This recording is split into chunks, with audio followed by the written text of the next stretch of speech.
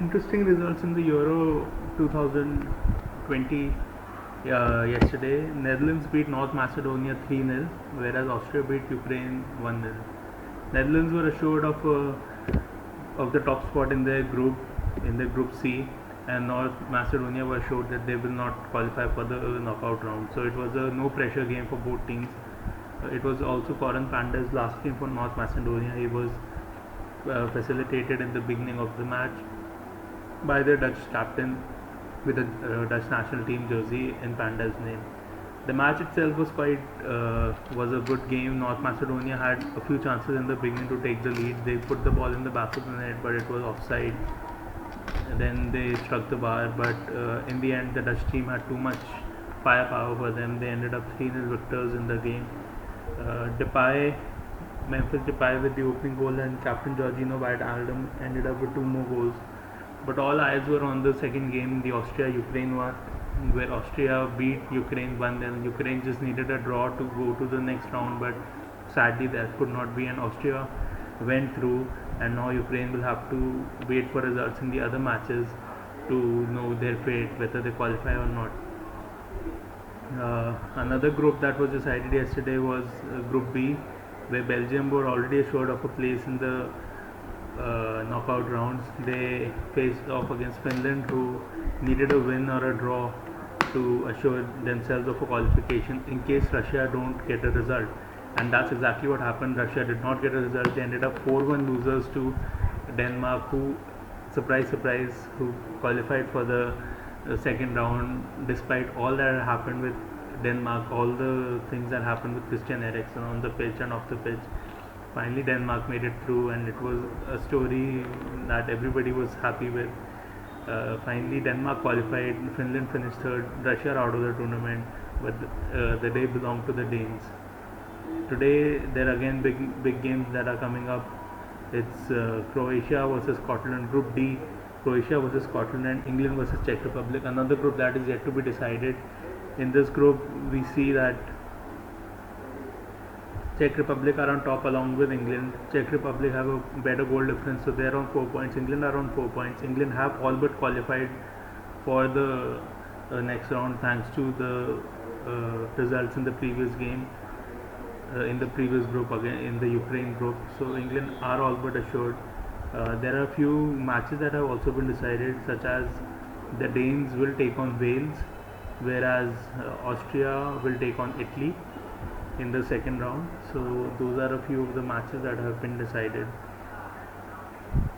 English players Ben Chilwell and Mason Mount are isolating because Scottish player Billy Gilmour was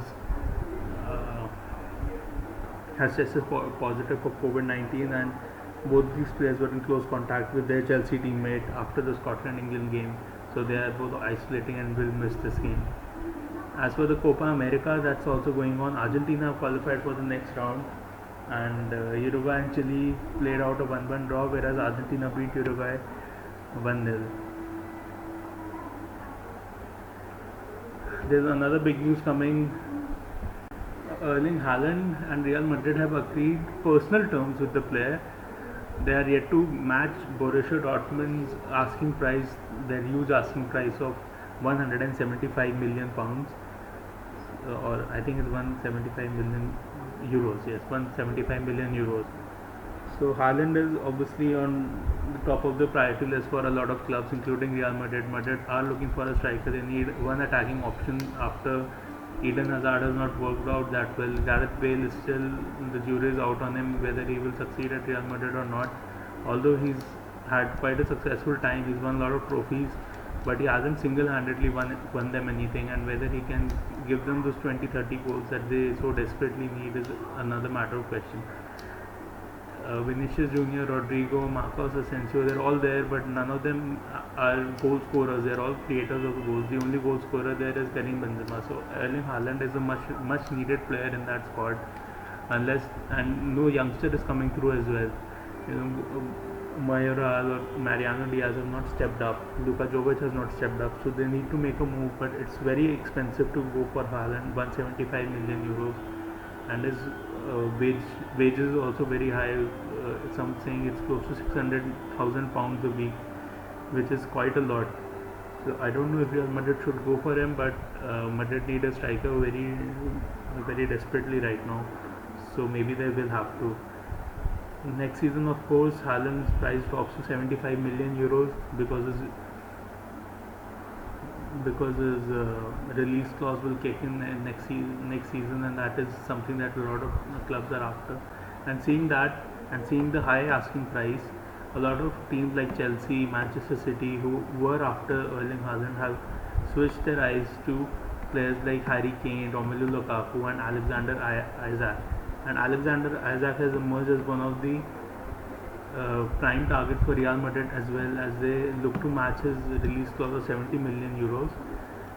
Isaac has impressed in the Euros this year, and he impressed last year. He's a good up and coming player, but whether he's clearly not as in the same league as Erling Haaland, and whether he can give Madrid those 20 or those 30 goals in the league, and or 30-40 goals in all competitions is a matter of another question.